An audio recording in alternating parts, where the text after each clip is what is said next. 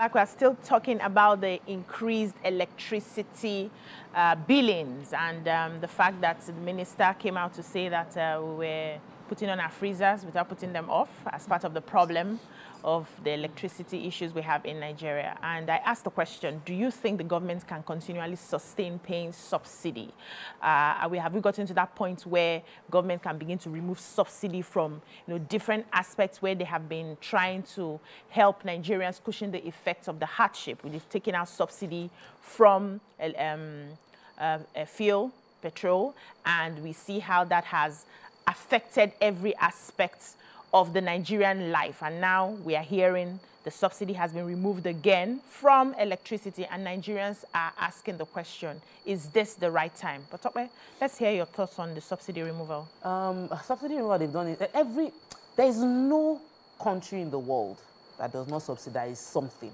There must be a form of subsidy to provide balance concerning within the economy.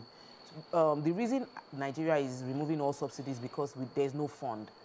But even at that, we're removing all subsidy and throwing this heavy burden on the citizenry without any cushion in any form. Like, they are being hit left, right, center. Food prices going up, petrol prices going up, electricity prices going up. Everything is skyrocketing. I do not think it is fair to the Nigerian voters. Let me use them as voters because I know that politicians would understand the language when you say to your voters. Yes. These are your voters.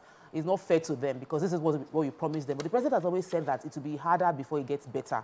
And I can understand, but I also feel like there must be KPI and accountability checks on all the ministers, and every ministry must be doing what they can to ensure they're providing the quality service and delivering to the people. I feel that power hasn't really delivered. And I feel that removing subsidy on power is a huge one, considering the challenges we're facing. Maybe the subsidy might not be given to Gencos or this way. It might be from the point of gas. Okay. Even if it is just gas alone, if you subsidize the gas that everybody, if majority of power is being generated by gas turbine, if you subsidize gas, it might be able to provide a bit of amelioration to the people. Yeah. That might help. I also feel that we need to call out, I've called out the government since the beginning, we've been talking about power. I want to call out with the people as well, because there are some issues that we are the ones that are the problem. There are many people bypassing power till today. People bypass electrical appliances in their house so that they don't pay. All of this is going to go on, and another person will pay it because the discos are a business. At no point will they sell out power and they will not find a way to ensure that somebody pays for the power that has been consumed every month. So if all of us are doing what we should do as Nigerians, we will reduce the burden on a few. So now they are saying, okay, Bande will pay more. And then they will now redistribute those that are not metered. They will now give them estimated billing based on the consumption that happened within this area. But if if nobody bypassed and everybody is paying what they consume, we will reduce the problem and the load on even the discos, because discos are business and I run a business. I don't want to run a business and I'm running charity. Yeah, running at a loss. Let's take this call. Pastor Cyril from Port Harcourt. Good morning, Pastor Cyril. Good morning to you all this morning. Go ahead, you're live. All right.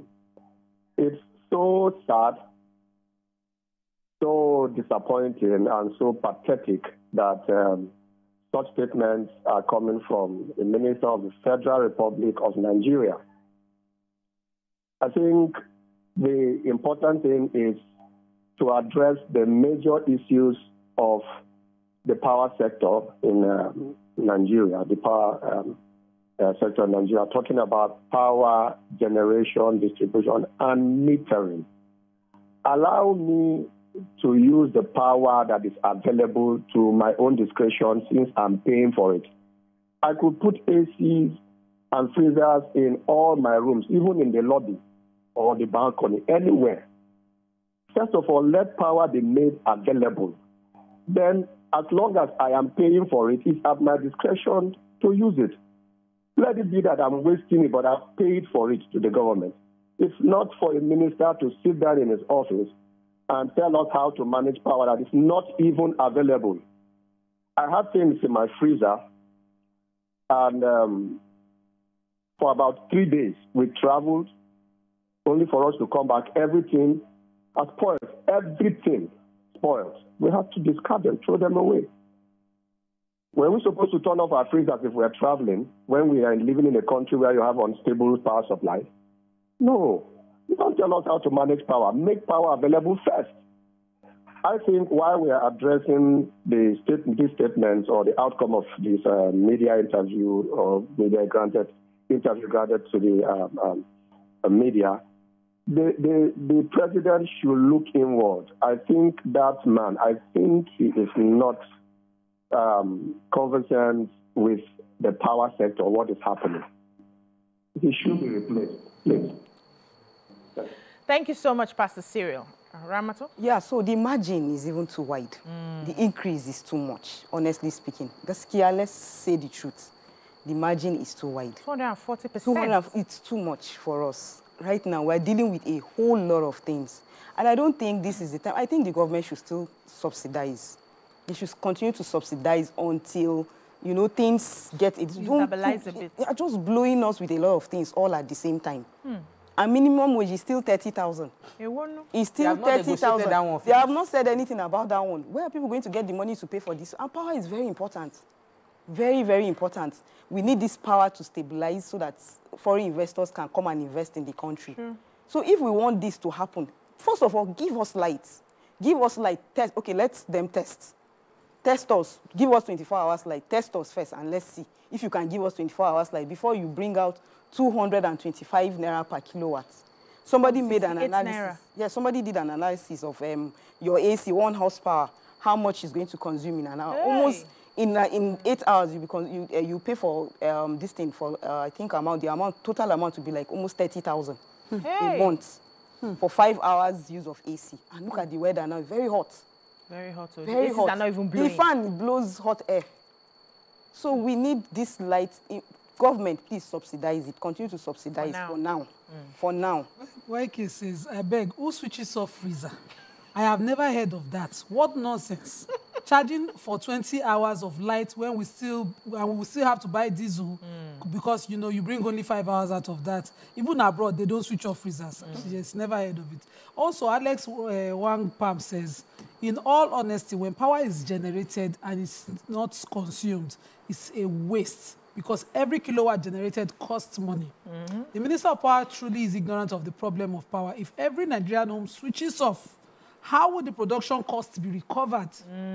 That's the problem why they don't want to meter us. When you're on prepaid meter and you switch off, it's you that is saving your money. Yeah.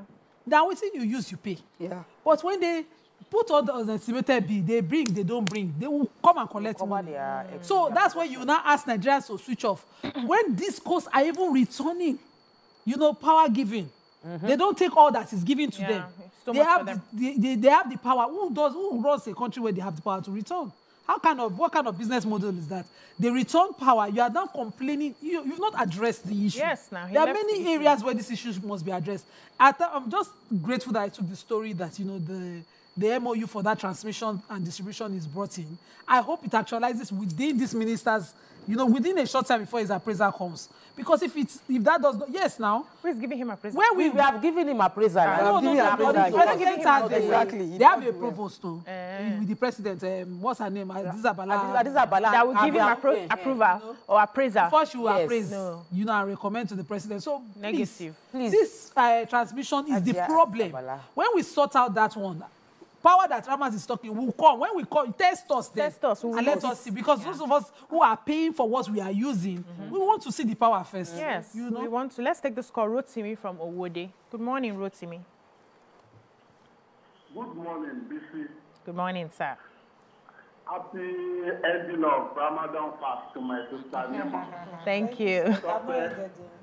Mr. Tope, God bless you. I quite appreciate your insight on what just happened, what you just said now on this power issue and the minister. It is so unfortunate that we still have people like Femi Adesina in Tinubu government. The rascality on some of our people when they get to office is appalling and very, very embarrassing for a public servant to be insulting Nigerians, telling us that we are wasting power. When he knows that the problem with power sector is not the usage, it's the transmission. He knows this is the same minister that fly around with private jet that almost crashed sometime around last year in Ibadan. He's telling Nigerians that Nigerians are wasting life. When he was busy wasting taxpayer money, flying private jet around. This is the same Adelabu. I expected President Tinubu to have sacked this Adelabu and the Minister for Information. Because the Minister for Information, we have not yet had him. He is the one responsible for rebranding the government and telling Nigerians what the government is doing and the current situation of the country. The Minister of Information is more or less invincible in this government. Those one we see talking sometimes, coming up again, insulting the responsibility of Nigeria, just like Prime Minister did. It is very insulting for Adelabu to tell Nigerians to be switching off their freezer. How many hours of light do we have a day in Nigeria, especially in Lagos? Our freezers. When grid shuts down, yeah, almost every other week. That's actually very risky. And one of the reasons we put on the freezers is because you're not sure. Because food is sure, exactly. So as long as your freezers are chilled, a few times Nima has complained that most of our things were spoiled and meat and everything. I remember when 2022, the whole of 2023 till now, they give us like 2 days. 1 day on, 2 days off. It was initially 2 days on. Now they have miscalculated. His problem is still persisting. Exactly. The estate management gathered recently to go and discuss with them the bills that they are giving to solve the problem. We paid for our transformers. When we go there, you sign that handing over. He has not even started, talking about the problem. He needs to talk about the problem from a consumer-oriented solution point for us to feel justified. Yes. If you come from a businessman, you're not there to serve your friends who are investors. Because all the aids that they have been giving over the years from Obasanjo's time, they've continuously assisted the power sector and the investors. Yes, when the discourse were brought in, bailout, we don't see solution. Now you're putting the whole burden on consumers without addressing how consumers have suffered. We don't see power, we pay for it. We complain, no solution. No solution. Is there an office already within the Ministry of Power to even address us? NEC is not active enough. NEC is not, this is the one that did this is the first we will see. Yes. There are several other overcharging happening everywhere in the world, in the country. We'll talk about that when after we take this call. We have Shegun from Ketu. Good morning, Shegun. Good morning, lady. Good morning. Well, right now, Nigerians have an opportunity to contribute to the assessment of their ministers. Adiza is about now launching an app that will assess what minister has done in office. So Nigerians have an opportunity now to assess Adelabu and co. That's number one. Number two, the question is, what is the role of the Minister of Power in power right now? Particularly in the increment or decrement or whatever of bills. He has no role by law. He has no role by law. Unfortunately, Adelabu in that interview spoke more sense than lesser sense. But we have picked the little statement he made that was wrong. If we are to be honest with ourselves, Tope, Nigerians are wasteful. I think what Adelabu should have said was that, look, right now, we are generating, we can transmit more than enough. Nigerians, please kindly switch off lights that you are not using so that others can have. Instead of him telling us to switch off our freezers. What we should be happening on is that they should give us prepaid meters so that I can on my own determine what I use. True. If I want to be wasteful, it's my business. It's my money. If I want to conserve it, it is mine. But the biggest problem, like like some of you have said here now, is that right now we are not transmitting enough. We are generating, the discourse cannot get it to us, the end users. That is the problem we have. And that is what Adelabu should concern himself more about. But for we consumers, we should have on them giving us prepaid meters. If you give me prepaid meter, if I want to waste my money, nothing concerns you. But right now, Nigerians have an opportunity to assess their ministers. Adiza is about now, 10 this morning, launching that app. So all of us can go there and start putting our opinion in the assessment report that will be given to the president on Adelabu. Thank you very much. Thank you so much. Thank you so much. Now, I wanted us to talk about the fact that we need a faster response, swift response to issues when we raise issues. The last caller that mentioned it said she took 3 months to resolve an issue that was happening. And I'm also glad that NEC was able to find, they said they had increased even those in band A, band B, all the bands. Some of them were getting, and they were not getting that 20 hours light, and they were getting, increments. And so they have complained about it, and NEC had decided to find the disco that did that, and also promised that the consumers will get their, money back or get their light somehow, And that was more like a swift response, probably because a lot of people cried out. But how do we get to a point where in our electricity system, we have swift response when issues are, tendered, when complaints are made? We have someone who will not drag through all the bureaucracies to quickly attend to the consumers. I personally believe that we run this thing because we feel government hand is involved. If there's a way we can run it like private business, we may have more, what would I call it? We may have more positive outputs. We may have more productivity. That's the word. Effectiveness and productivity will be more. But now everybody's feeling like government hand is involved and all of that. Go and sit down and draw that board. Do everything he can to make sure that he should set up committee. He should sit down, make decisive. He should take good decisions that will favor everybody, favor the investors and also favor the consumers. But he should just concentrate more on the consumers because we are the ones paying. Yes. So, but we should have lights. We should have lights. So, besides that, this quick response thing brought an experience to mind. So, a client had reached out to me. She bought a property in Ikorodu. She did not meter to the house. She was getting bills at her address. And it was found that the bills were being generated some streets before hers. She would go to the disco in question in Ikeja, and she would sit at the reception from morning till night. No solution. Those bills continuously came till we were trying to influence the change.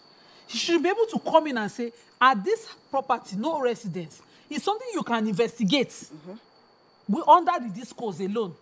Somebody should be able to follow her to the house and see that it's not an occupied, it's a building under construction. Hey. How do you give 400 and something thousand to a building under construction when nobody's living? And then they traced it, the address was written for somebody else's house, but the bill is being given to her. They didn't want to solve it. So there's connivance. That's why the NERC, the reason it was set up was to regulate. When somebody brings such an appeal, the person should not be queuing up for months. NERC themselves should be able to investigate and compel. But they get a lot. They do. But that's all we can take on this electricity issue. Let's take a short break. Yes, we are done. We are done with it. Unfortunately. When we come back, we move on to yet another topic. Stay with us.